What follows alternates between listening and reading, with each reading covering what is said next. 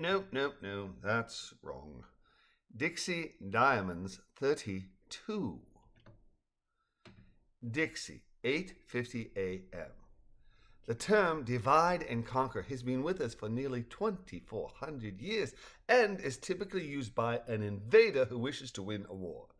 In the case of our Dixie denizens, however, the division into two separate groups was to facilitate defense rather than offense. Eddie, standing outside the Borden Land Cruiser, folded the map he, Lizzie, and Balloony had been studying.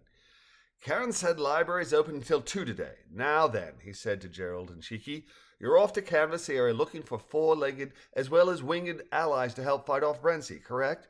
Correct, Jerald replied as Z and Cheeky nodded vigorously while Liz petted her two four-legged comrades. While we three unarmed guerrilla warriors prepare to divide in hopes of conquering that approaching menace, Brency, Eddie said with a sigh. Balloony, Lizzie and I'll meet you in Cooktown. Mr. Squirrely, look after Jerald. And Jerald, you look after your mate, right? We will, Jerald and Cheeky said. Safe travels, Jerald added before turning to MSCP, receiving a nod of confirmation, then scampering towards the woods.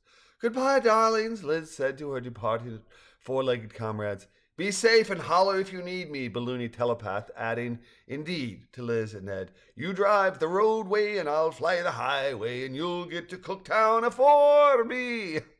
Where you darling true love, Lizzie sang with a smile to Balloony, and we shall meet again near the bonny beach of the Coral Sea, Eddie sang with a smile. I'll keep an eye on these two and let you know when I arrive, it responded. I'm hoping this trip to Cooktown will throw Brency off the scent, at least temporarily.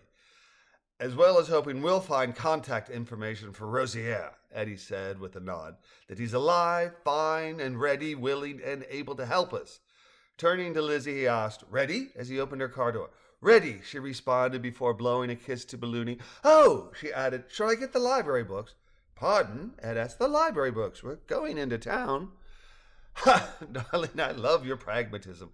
All right, collect the books and wheel away. Right, Liz said, shaking her head and waving goodbye to Balloony before jogging into the house.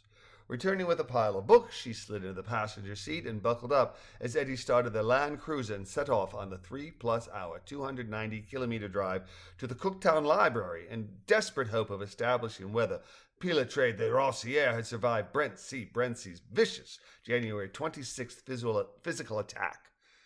As the Land Cruiser turned out of the driveway and onto the gravel road, she said, I so hope Rosier survived, managed to escape and return to Metz, and we'll find him at the École Nationale des Engineers alive and well.